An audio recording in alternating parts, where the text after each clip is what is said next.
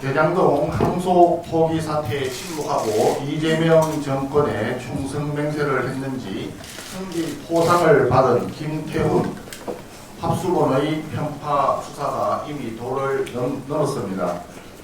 명색이 통일교 신천지 합수본인데 통일교는 그저 장식용에 불과하고 신천지를 이용해서 국민의힘 망신주기에만 몰두하고 있습니다.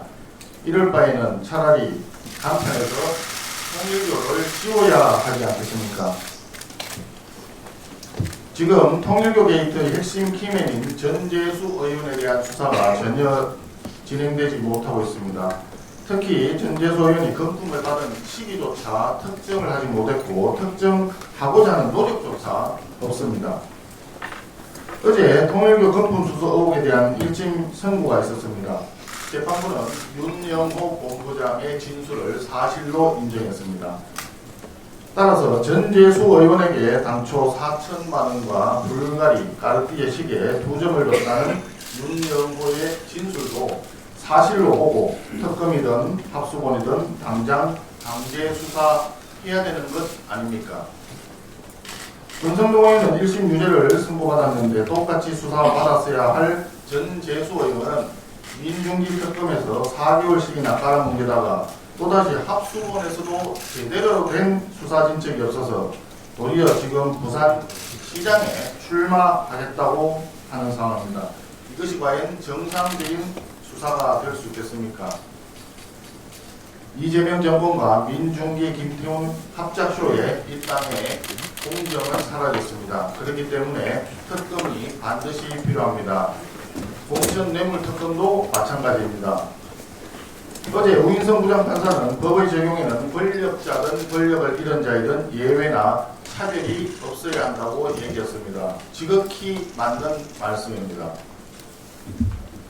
여당이든 야당이든 예외나 차별 없이 공정하게 수사를 받아야 합니다. 노골적인 편파 수사를 한 민중기 특검도 특검을 받아야 합니다. 이를 위해서 쌍특검이 반드시 실시되어야 한다는 점을 다시 한번 강조합니다. 관세 협상 관련 한 말씀 드리겠습니다. 미국이 발표한 자동차 의약품 관세 25% 재인상은 우리 자동차 부품업계와 중소제약사에 치명적인 타격을 주는 중대한 사안입니다. 단순한 외교 문제에서 그치는 것이 아니라 산업과 일자리, 경제가 걸린 중대한 사안입니다. 미국이 지난 13일 공식 선언을 통해서 우려를 전달하는 등 사안이 엄중함이 우리 정부에 여러 차례 전달되었음에도 불구하고 외교적으로 아무 대응도 하지 못한 이재명 대통령, 그리고 벤스 미 부통령을 직접 만나고도 아무런 성과 없이 뒤통수를 맞은 김민석 국무총리의 책임이 가장 크다고 할 수 있습니다. 특히 김민석 총리는 방미길에서 핫라인 운운하면서 자화자찬식 외교성과 홍보에 몰두했지만 그 결과는 처참하기 그지없습니다. 일국의 총리로서 현실 인식도 책임의식도 모두 결여되고 그저 껍데기 홍보에만 열을 올린 결과입니다. 정부 여당이 발의한 대민투자특별법은 지난해 11월 발의만 해놓고 국회에서 단 한 차례도 제대로 논의되지 않았습니다. 정부 여당 그 누구도 야당에게 이 문제를 진지하게 논의하자고 요청한 적도 없습니다. 노란봉투법, 검찰 해체법안, 언론 입틀막법, 그리고 야당 탄압을 위한 특검법들은 막무가내 속전속결로 밀어붙이던 집권 여당이 정작 국익이 걸린 현안에는 완전히 손을 놓고 있었던 것입니다.